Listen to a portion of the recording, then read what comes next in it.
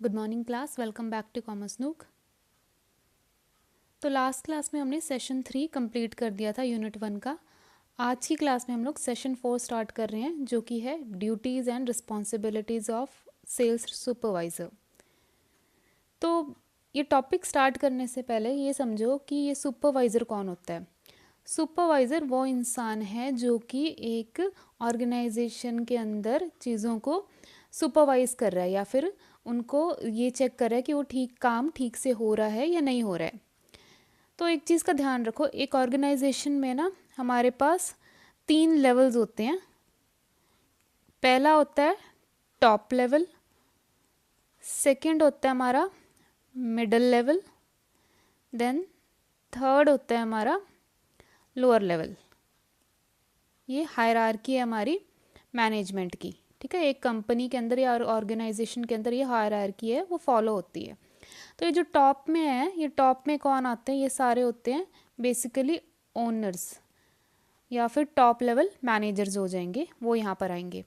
Middle level में कौन आएगा? ये होते हैं डिपार्टमेंट्स के हेड बोल देते हैं हम इन्हें, या फिर मैनेजर्स बोल देते हैं, सिंपल, ठीक है। तो ये थर्ड में कौन आएगा? लोअर लेवल में आते हैं हमारे सारे सुपरवाइज़र, राइट।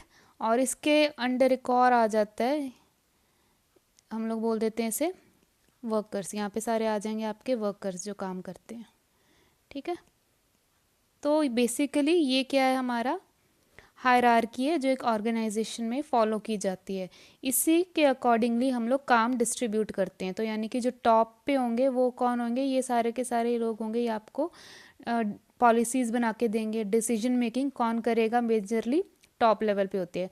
नो डाउट कि डिसीजन मेकिंग हर एक लेवल पे होगी, बट मेन जो डिसीजंस होंगे जो कि एक कंपनी को बहुत ज़्यादा अफेक्ट करते हैं, वो टॉप लेवल मैनेजर्स ही लेंगे, यानी कि ओनर्स लेंगे वो डिसीजंस। मिडल में आ जाएंगे ये डिपार्टमेंट्स के कुछ काम होंगे जो टॉप लेवल ने दिए होंगे, वो करेंगे। लोअर लेवल वाले क्या करेंगे? जो मिडिल लेवल वाले इनको काम देंगे, ठीक है। तो इस तरीके से पूरा का पूरा साइकिल है, या फिर ये पूरी की पूरी चेन ऑफ अथॉरिटी है, ये फॉलो होती है। अभी मैंने आपको क्यों समझाया, ये इसका पर्पस ये था कि मैं आपको डिफरेंस बता सकूं कि एक ये मैनेजर्स कौन होते हैं एक ऑर्गेनाइजेशन के अंदर, और दूसरा सुपरवाइजर्स कौन होते हैं, ठीक है। तो सुपरवाइजर्स किसके अंडर काम करते हैं? वो मैनेजर्स के अंडर काम करते हैं, ठीक है। तो मैनेजर्स हो गए, इनके पास थोड़ी अथॉरिटी ज़्यादा है एज़ कम्पेयर टू सुपरवाइज़र। अब सुपरवाइज़र के अंडर कौन काम करते हैं? वो आगे बाकी के स्टाफ मेंबर्स, ठीक है, बाकी के एम्प्लॉयज़ आगे, वो इसके अंडर काम करते हैं, ठीक है। तो मैनेजर्स हो गए, इनके पास अथॉरिटी ज़्यादा है। देन उससे कम अथॉरिटी किसके पास है? अथॉरिटी यानी कि पावर किसके पास है? उस मैनेजर से कम किसके पास पावर है? सुपरवाइज़र के पास। देन आगे थर्ड कौन है? स्टाफ हो गए, जो ऑर्डर अब किससे लेंगे? सुपरवाइज़र से, राइट। तो अब यहाँ पे सेल्स सुपरवाइज़र कौन है? सेल्स सुपरवाइज़र नाम से ही क्लियर होगा, ये जो कि सेल का ध्यान रख रहा है, ठीक है। ये चेक कर रहा है कि कम सामान कितना बिक रहा है, कहाँ से ज़्यादा उनके सामान है, उसकी बिक्री ज़्यादा हो रही है, कस्टमर खुश है या नहीं है, स्टोर के अंदर सारा का सारा जो काम है वो स्मूथली हो रहा है या नहीं हो रहा है, सेल्स टारगेट जो कि मैनेजर ने बनाए थे वो फुलफ़िल हो रहे हैं या नहीं हो रहे हैं, ठीक है। तो बेसिकली क्या है, सेल्स सुपरवाइज़र क्या कर रहा है? एक स्टोर के अंदर सेल्स कैसे हो रही है, कितनी हो रही है, इसका ध्यान रखता है, ठीक है। He act as a link between sales team and management. Sales team यहाँ पे कौन है? ये जो स्टाफ मेंबर्स हो गए, ये कौन है? Sales team. और ये जो मैनेजर्स हैं उनके बीच में एक लिंक की तरह काम करता है, ठीक है। तो ये जो मैनेजर्स हो गए, या फिर यहाँ पर मैं मैनेजमेंट बोल देती हूँ, मैनेजमेंट सारे ही आ जाते हैं, जो टॉप लेवल के मैनेजर्स होते हैं उनके बारे में बोल रहे हैं ये लोग, कि ये जो मैनेजमेंट है और जो ये सेल्स टीम है उनके बीच में एक लिंक की तरह काम करता है। तो ऑब्वियस सी बात है कि स्टाफ मेंबर तो बार बार मैनेजर से जाके बात नहीं करेंगे ना, इनसे बात कौन करेगा? ये सुपरवाइज़र बात करेंगे। तो होता क्या है कि अगर आपको किसी से बात करनी है, किसी हायर लेवल अथॉरिटी से बात करनी है, तो आपको उस ऑर्गेनाइजेशन के जो इमीडिएट आपका जो सीनियर है उससे पहले बात करनी होगी, फिर वो आपका मैसेज आगे आप सीनियर लेवल पे पहुंचाएगा। तो फॉर एग्जांपल कि आप स्टूडेंट हो, अगर आपको प्रिंसिपल से बात करनी होगी तो आप डायरेक्टली प्रिंसिपल के ऑफिस में नहीं जाते हो, आप पहले क्या करते हो, अपने क्लास इंचार्ज से बात करते हो, देन क्लास इंचार्ज आगे आपकी बात लेकर प्रिंसिपल के पास जाएंगे। ठीक है, सेम चीज़ होता है एक ऑर्गेनाइजेशन के अंदर, एक कंपनी के अंदर। वहाँ पर क्या है, आप डायरेक्टली हायर अथॉरिटी के पास नहीं जाते हो, आप अपनी बात लेकर जाओगे जो आपका इमीडिएट सीनियर है उसके पास लेके। ठीक है, फिर वो आगे अपने सीनियर को वो चीज़ बताता है, राइट। तो ये एक लिंक की तरह काम करता है between a sales team. Sales team कौन है, ये जो आपके सेल्स पर्सनस होते हैं, सेल्स मैन होते हैं, ये जो सामान बेचते हैं, उनके और मैनेजमेंट के बीच में एज अ लिंक काम करते हैं, राइट। देन नेक्स्ट क्या है, इसके कैरेक्टरिस्टिक्स हमें दिए हुए हैं कि एक सेल्स सुपरवाइज़र के क्या क्या फीचर्स हैं। सबसे पहले एक गुड रिक्रूटर है। रिक्रूटर यानी कि जो कि आपको ये आइडेंटिफाई करते हैं कि ये कौन सा कैंडिडेट है, वो जॉब के लिए परफेक्ट है या नहीं है। ठीक है, तो ये क्या करते हैं, आइडेंटिफाई करते हैं, देन रिक्रूट करते हैं या फिर हायर करते हैं उन इंडिविजुअल्स को जो कि who can sell effectively within an organisation. तो क्योंकि ये सेल्स सुपरवाइज़र है तो ये किसको रिक्रूट करेगा, जो कि सामान ठीक से बेचने की कैपेबिलिटी रखते हैं। ठीक है, जो कि इफ़ेक्टिवली सामान या फिर कोई गुड्स हैं वो एक ऑर्गेनाइजेशन के अंदर या फिर स्टोर के अंदर आपको बेच सकते हैं। Then again good seller, they have the necessary sales experience to coach and inspire a sales team. तो ऐसा कहते हैं कि एक सेल्स सुपरवाइज़र आपको अच्छे से गाइड कब कर सकता है, जब उसके पास खुद सेल्स एक्सपीरियंस होगा। ठीक है, तभी वो आपको गाइड या फिर इंस्पायर कर पाएगा। देन है goal setting, ability to help sales people to set challenging yet attainable goals to review them periodically. Sales supervisor का क्या काम है, वो आपके लिए आपके गोल सेट करता है। तो हर एक ऑर्गेनाइजेशन में अलग अलग तरीके के एम्प्लॉयज़ हैं। ठीक है, अलग अलग तरीके के सेल्स पर्सन हैं। हर एक के, कुछ के पास एक्सपीरियंस ज़्यादा होगा, कुछ के पास कम होगा, तो वो क्या करेगा, आपके अचीविंग कैपेबिलिटी को देखते हुए आपको क्या करेगा, वो उसी तरीके से आपके गोल सेट करेगा। देन उन गोल्स को देखते हुए आप वो रिव्यू करेगा कि आपने उन गोल्स को अचीव किया है या नहीं है। अगर नहीं किया है देन वो आपको दोबारा से कुछ ना कुछ गाइडलाइंस देगा। ठीक है, और कुछ आपका जो गोल है, उसका जो टारगेट आपने नहीं अचीव किया है तो उसे एक बार दोबारा से वो चेक करेगा, कहीं ऐसा तो नहीं है उसने आपको थोड़े ज़्यादा हायर टारगेट्स दे दिए जिस वजह से आप अचीव नहीं कर पाए, या फिर अचीव नहीं कर पाए तो क्यों नहीं कर पाए। ठीक है, तो गोल सेटिंग का काम यहाँ पर सेल्स सुपरवाइज़र का है। Then next point is coaching. Sales supervisor have strong training and coaching skill in 3 areas. तो ये जो सेल्स सुपरवाइज़र हैं उनके पास 3 एरियाज़ के अंदर ट्रेनिंग एंड कोचिंग स्किल्स हैं। पहला है सेल्स प्लानिंग, किस तरीके से सेल्स को प्लान करना है, कैसे सामान को डिस्प्ले करना है, कैसे सामान बेचना है, इस सब की कोचिंग कौन प्रोवाइड करता है, सेल्स सुपरवाइज़र करता है। देन कैसे एक्टिविटीज़ मैनेज होगी एक स्टोर के अंदर, कैसे आप सामान को कस्टमर को फेस टू फेस सेल करेंगे, इन सब की कोचिंग आपको सेल्स सुपरवाइज़र देता है। देन एक सेल्स सुपरवाइज़र के पास गुड कम्युनिकेशन स्किल्स होना बहुत ज़रूरी है। रीज़न बीइंग कि उस जो ये हमारा सेल्स सुपरवाइज़र है उसका इंटरेक्शन डाइवर्स पर्सनालिटीज़ के साथ होता है। अब उसे कैसे लोग मिलते हैं, एक तो होते हैं हाई परफॉर्मिंग मैवरिक्स और दूसरा अंडर परफॉर्मेंस। मैवरिक्स क्या होता है, ये वो लोग होते हैं जिन्हें ये लगता है कि वो किसी की गाइडेंस के बिना भी काम कर सकते हैं। ठीक है, और दूसरे होते हैं अंडर परफॉर्मेंस। अंडर परफॉर्मर्स होते हैं जो कि जिन्हें गाइडेंस की ज़रूरत पड़ती है, राइट। तो सेल्स पर्सन है, सॉरी, ये जो सेल्स सुपरवाइज़र है उसका इंटरेक्शन इन दोनों तरीके के लोगों के साथ होता रहता है। ठीक है, तो इन्हें किस तरीके से कोच करना है, कैसे ऐसे स्टाफ को इंस्पायर करना है ताकि वो अपना मैक्सिमम आउटपुट दें, तो उसके लिए क्या है, कम्युनिकेशन स्किल्स होना बहुत ज़्यादा ज़रूरी है, right. Then next topic is core duties and responsibilities of sales supervisor. क्या क्या ड्यूटीज़ एंड रिस्पॉन्सिबिलिटीज़ है एक सेल्स सुपरवाइज़र की। सबसे पहले है टीम लीडरशिप। तो सेल्स सुपरवाइज़र है उसे लीड, मोटिवेट एंड डायरेक्ट करना आना चाहिए, किसे, अपने एम्प्लॉयज़ को, ताकि वो सेल्स ऑब्जेक्टिव हैं एक स्टोर के वो फुलफिल कर सकें। Sales support, He or she assists the sales manager with strategy implementation, identifying store goals and increasing sales. तो सेल्स मैनेजर की हेल्प भी कौन करता है? ये सेल्स सुपरवाइज़र करता है। तो जब भी सेल्स के मैनेजर को एक असिस्टेंस की ज़रूरत पड़ती है तो उसकी मदद करने कौन आता है? ये सेल्स सुपरवाइज़र आएगा। स्टाफ को मैनेज करने का काम किसका है? सेल्स सुपरवाइज़र का है। तो अगर कोई नए एम्प्लॉयज़ को हायर करना है या फिर उन्हें ट्रेनिंग प्रोवाइड करनी है, ये काम भी सेल्स सुपरवाइज़र का है। तो इनके लीगल पेपर वर्क का ध्यान भी सेल्स सुपरवाइज़र ही रखता है कि कौन से टाइम पे कौन सा वर्कर काम करेगा या फिर कौन सा स्टाफ मेंबर कौन सी शिफ्ट के अंदर काम करेगा, यानी कि उनके वर्क स्केड्यूल्स कौन बनाता है? ये सेल्स सुपरवाइज़र बनाता है। उसके बाद उनकी परफॉर्मेंस को मॉनिटर भी सेल्स सुपरवाइज़र ही करता है कि किसने कितना काम किया, किसने कितना टारगेट अचीव किया, कौन सा ऐसा एम्प्लॉय है जिसने अंडर परफॉर्म किया है, किसने टारगेट्स को अचीव किया और कौन सा ओवर अचीवर है। ये सब परफॉर्मेंस मॉनिटरिंग का काम कौन करता है? Sales supervisor. Then daily operations का ध्यान भी सेल्स सुपरवाइज़र का ही है। डेली ऑपरेशंस यानी कि डेली एक्टिविटीज़ का काम, फॉर एग्जांपल कि स्टोर कितने बजे खुलेगा, कौन खोलेगा, ओपनिंग एंड क्लोजिंग हो गया। देन कैश रजिस्टर को मेंटेन करने का काम, स्टोर को क्लीन रखने का या हाइजीन का ध्यान रखने का काम भी इसी का है। इन्वेंट्री एंड मर्चेंडाइजिंग, तो ये जो सेल्स सुपरवाइज़र है ये सामान की सप्लाई कब रिसीव होगी, कब सामान मंगवाना है, ठीक है, कैसे उसे डिस्प्ले करना है, कब सेल्स इवेंट होंगे, उस अकॉर्डिंगली सामान आपको अरेंज करना है। इन सब का ध्यान भी सेल्स सुपरवाइज़र को ही रखना है।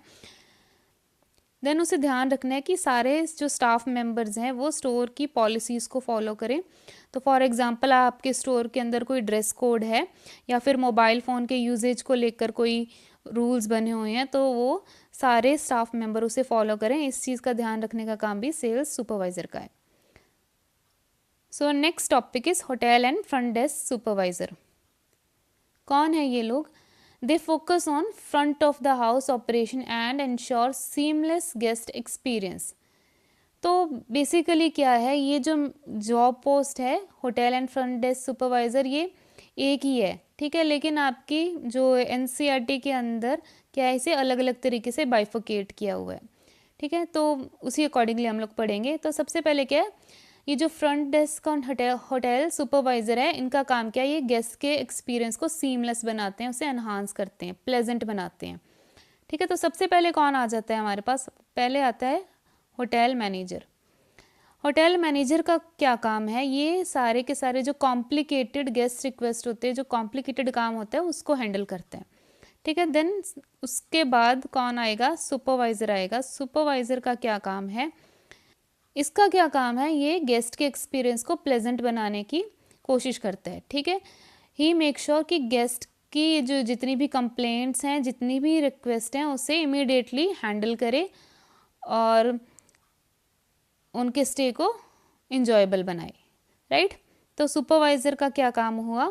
बाकी के जो काम हो गए, जो गेस्ट को हैंडल करने का काम हो गया, वो सुपरवाइज़र का हो गया, ठीक है। और होटल मैनेजर का क्या काम है? ये जो कॉम्प्लिकेटेड गेस्ट रिक्वेस्ट होती है उसको हैंडल करना, ठीक है। अब अलग अलग पढ़ लेते हैं इसे।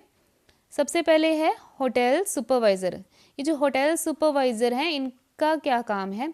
ये चेक करते हैं कि जो गेस्ट का चेक इन है और चेकआउट है वो टाइमली हो जाए, उन्हें ज़्यादा वेट ना करना पड़े, ठीक है। उनका अराइवल एंड डिपार्चर है उसे कोऑर्डिनेट करना इनका काम है।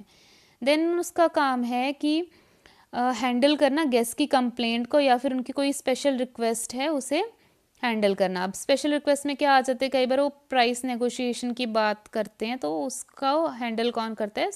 Hotel supervisor. सम केसेस में मैनेजर को भी बीच में आना पड़ता है, ठीक है, लेकिन अभी हम लोग होटल सुपरवाइज़र पे ही फोकस करेंगे। उसके बाद कैशियर फंक्शन का काम भी होटल सुपरवाइज़र का है कि लार्ज अमाउंट का जो मनी है उसे हैंडल करना, इनवॉइसेस को हैंडल करना इसका काम है।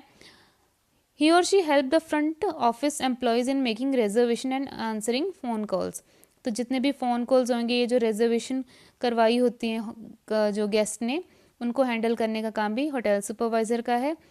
देन अगर मान लो फ्रंट डेस्क मैनेजर, ध्यान दो, अगर मैनेजर ब्रेक पे है या फिर छुट्टी पर है, देन उसका काम कौन करेगा? ये होटल सुपरवाइजर करेगा, राइट। देन नेक्स्ट है फ्रंट डेस्क सुपरवाइजर। अगेन मैं रिपीट कर देती हूँ, मोस्ट ऑफ द केसेस में ये जो होटल सुपरवाइज़र है और ये जो फ्रंट डेस्क सुपरवाइज़र है वो एक ही इंसान होता है, लेकिन कुछ ऐसे केसेस होते हैं जहाँ पर आप इन्हें अलग अलग जॉब प्रोफाइल बना सकते हो। तो फ्रंट डेस्क सुपरवाइज़र कौन है? ये वो इंसान है जो आपका मेजरली रिसेप्शन एरिया पे जो सुपरवाइज़र बैठा होगा उसे हम लोग बोलते हैं फ्रंट डेस्क सुपरवाइज़र। क्या काम है इसका? सेम ही टास्क हैं इसके भी, बस ये सारे के सारे काम करेगा रिसेप्शन एरिया पे। तो सबसे पहला इसका काम है, front desk supervisor is in charge of the staff that directly assist guest. तो जो भी गेस्ट आता है तो सबसे पहले वो गेस्ट कहाँ जाता है? वो रिसेप्शन एरिया पे जाएगा, राइट। तो यहाँ पर ये जो सुपरवाइजर होगा वो इंचार्ज होगा गेस्ट को हैंडल करने के लिए, उनके चेक इन एंड चेकआउट को हैंडल यही करेंगे। ये इंश्योर करेंगे कि गेस्ट का जो स्टे है वो सेटिस्फाइड हो, गेस्ट अपने स्टे से सेटिस्फाइड रहें और उनका जो एक्सपीरियंस है वो प्लेजेंट रहे। अगर कोई इश्यू अराइज होता है देन उसे साथ के साथ ही वो रेक्टिफाई करें, राइट, रेक्टिफाई करें। देन उसके बाद इनका एक और काम है, that is hire and train. जो एम्प्लॉयज़ इनके अंडर काम कर रहे हैं उन्हें ट्रेन करना, उन्हें हायर करना इनका काम है।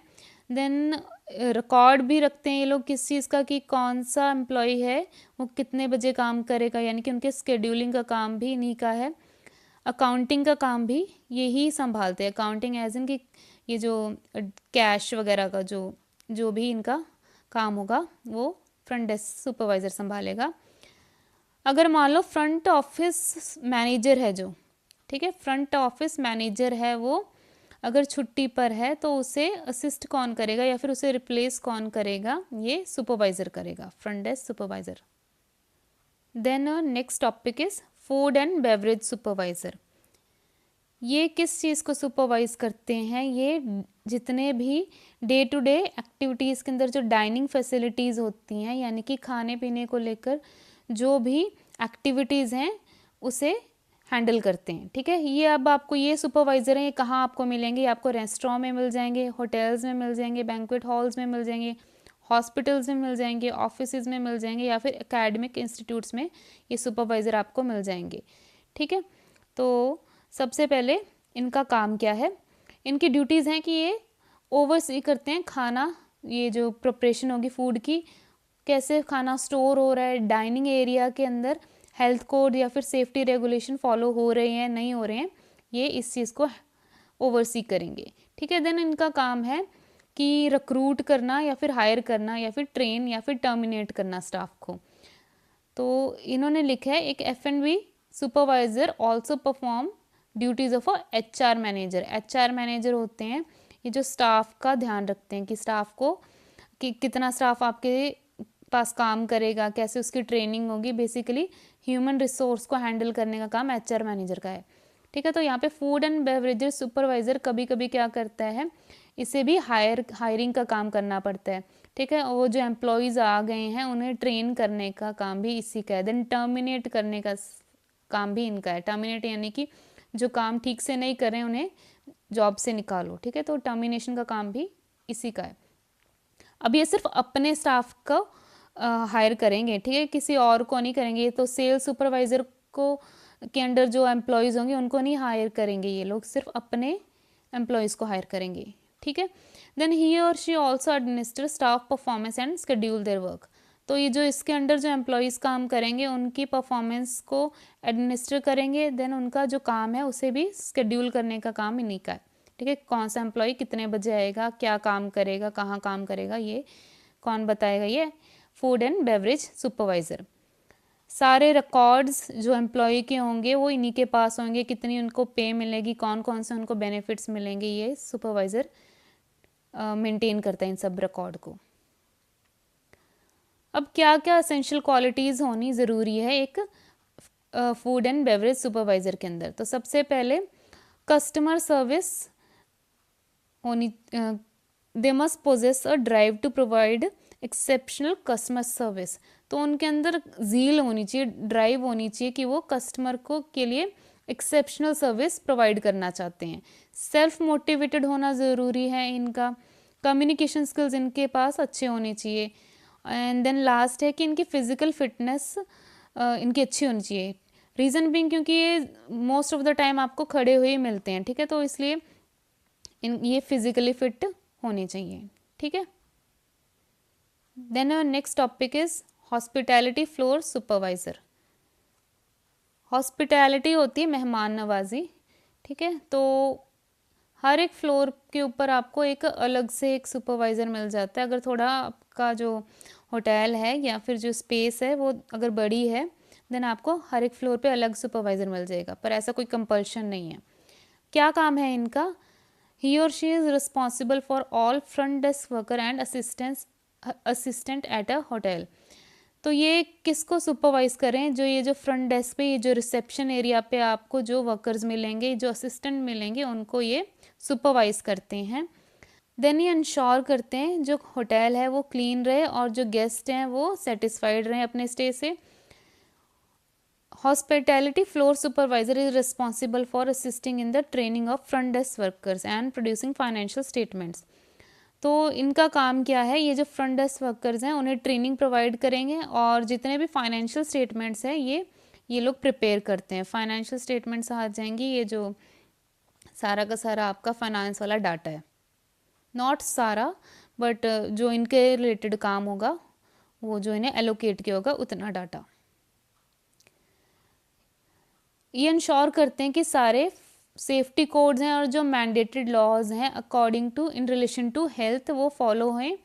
और जो इनका और एक और काम है कि जो पोटेंशियल स्टाफ है उसको हायर करने का, ठीक है, देन ताकि जो एम्प्लॉयज़ के जो ऑब्जेक्टिव्स हैं या फिर एक ऑर्गेनाइजेशन के ऑब्जेक्टिव्स हैं वो टाइमली फुलफिल होते रहें या फिर टाइमली अचीव होते रहें। देन उसके बाद इन्होंने एक स्किल सेट बताया है कि एक जो हमारे पास ये हॉस्पिटैलिटी सुपरवाइज़र हैं, हॉस्पिटैलिटी फ्लोर सुपरवाइज़र हैं, उनके पास क्या क्या स्किल्स होनी ज़रूरी हैं। सबसे पहले तो उनके पास 4 से 5 साल का एक्सपीरियंस होना चाहिए house keeping and hotel management के अंदर। देन उनके पास कुछ ना कुछ कस्टमर सर्विस के स्किल्स भी होने चाहिए, ठीक है, कैसे कस्टमर को अटेंड करना है। नेक्स्ट सुपरवाइज़र है हाउस कीपिंग सुपरवाइज़र। कौन है ये ध्यान रखते हैं कि जो आपका जितने भी साफ़ सफाई वाला काम होगा ये उसे सुपरवाइज़ करते हैं। तो हाउस कीपिंग डिपार्टमेंट को सुपरवाइज़ करने का या मैनेज करने का काम इनका है। कहाँ मिलेंगे ये सुपरवाइज़र्स आपको? ये आपको होटल्स में भी मिल सकते हैं, ऑफिस के अंदर मिल सकते हैं, अपार्टमेंट्स के अंदर मिल सकते हैं, नर्सिंग होम्स के अंदर मिल सकते हैं, ठीक है। In some cases supervisor hire new candidate and train them. कुछ केसेस में कई बार क्या होता है कि ये जो हाउस कीपिंग सुपरवाइज़र हैं ये अपने किसी ना किसी को, अपने वर्कर्स को ये हायर करते हैं, ठीक है, और देन उन्हें ट्रेन भी करते हैं, सिर्फ कुछ केसेस में, नॉट इन ईच। अब ज़रूरी नहीं है कि अगर ये सुपरवाइज़र बन गए हैं तो ये कोई हाउस कीपिंग वाला काम नहीं करेंगे, ठीक है। तो so they will also perform cleaning duties, यानी कि इनका जो भी काम होगा जैसे कि वॉशिंग टॉल्स, ट्रैश बैग को रिप्लेस करने का काम है, ये सारी ड्यूटीज़ ये टाइम टू टाइम या फिर डेली बेसिस पे करते रहेंगे, ठीक है। देन इनके लिए क्या स्किल सेट की रिक्वायरमेंट है? तो सबसे पहले इनके पास हाई स्कूल का डिप्लोमा होना ज़रूरी है। एंड देन वैसे ये स्टार्ट कैसे करेंगे? As a housekeeper start करेंगे, then within few months इनकी प्रमोशन हो जाएगी, उसके बाद ये हाउस कीपिंग सुपरवाइज़र बन जाएंगे, ठीक है। अब कुछ केसेस में क्या होता है, कुछ कंपनीज़ हैं अपने ही कोर्सेज़ बनाए होते हैं, जिन कोर्सेज़ को इन्हें लेना होता है, उसके बाद ये हाउस कीपर बन सकते हैं उस, या फिर हाउस कीपिंग सुपरवाइज़र बन सकते हैं उस एक ऑर्गेनाइजेशन के, ठीक है। So that is all for today's class. तो सेशन 4 की हमारी ये पहली क्लास थी, थोड़ा सा और है अभी इसके अंदर, नेक्स्ट क्लास में ये टॉपिक कंप्लीट हो जाएगा और ये पूरा का पूरा यूनिट कंप्लीट हो जाएगा हमारा, ठीक है। सो आई होप कि आज की क्लास आपको क्लियर हो गई हो। See you in the next class. Thank you.